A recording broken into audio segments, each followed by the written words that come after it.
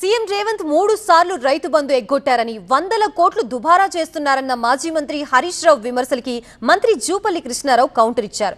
ఎవరెన్ని మాట్లాడినా అధికారం మళ్లీ కాంగ్రెస్దే అని ధీమా వ్యక్తం చేశారు.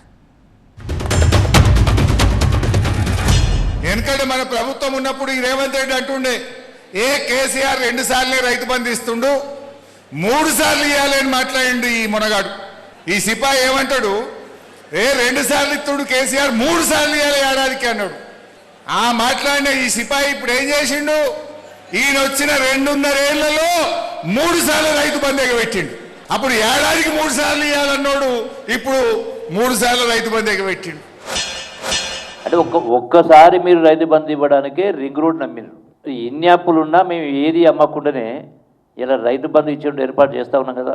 మీరు ఒప్పట్లయితుంది ఈ ప్రభుత్వం, కాంగ్రెస్ ప్రభుత్వం, రేవంత్ సర్కారు తప్పెట్లేదని దీనిపైన నేను అడుగుతా ఉన్నా. ఫ్యూచర్ సిటీ నిర్మాణానికి 1,00,000 కోట్ల రూపాయలు ఖర్చు పెట్టా అంటాడు. నీ ఫ్యూచర్ సిటీకి ఉంటాయి, నీ అందాల పోటీలకు ఉంటాయి, మూసి సుందరీకరణకు ఉంటాయి, నువ్వు క్యాంప్ ఆఫీసులు కట్టుకోవడానికి ఉంటాయి, పక్క రాష్ట్రాల్లో ఫుల్ పేజ్ యాడ్లు ఇవ్వడానికి, నీ బొమ్మలు ప్రచారం చేసుకోవడానికి డబ్బులు ఉంటాయి. మా రైతన్నకు రైతు బంధు ఇవ్వమంటే ఇవి ఉండయా? మా పిల్లలకు ఫీజు రియంబర్స్మెంట్ ఇవ్వమంటే ఉండయా?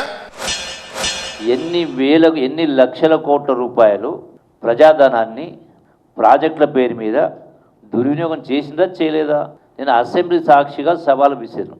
లక్షల కోట్ల రూపాయలు మీ నిర్వాహకం వల్లనే ఇలా రాష్ట్రం దోచిపెట్టినరు, దోసుకునే కార్యక్రమం జరిగింది. నీ మొఖానికి మొలకెత్తిన వడ్లు కొనే చేతగా నీ దద్దమ్మ మన బీఆర్ఎస్ పార్టీ మొలకెత్తని అని మాట్లాడతాడా? నువ్వు తుడిచిపెట్టకపోతావు బిడ్డ. వడ్లు కొనకపోతే రేపు బీఆర్ఎస్ నువ్వు ప్రజలు బ్రహ్మరథం బట్టి 14 సీట్లు నిన్ను మళ్ళా కొడంగల్ ఓడగొట్టి చూపిస్తాం. కొడంగల్తో సహా 14 సీట్లు గెలుస్తాం రేపు.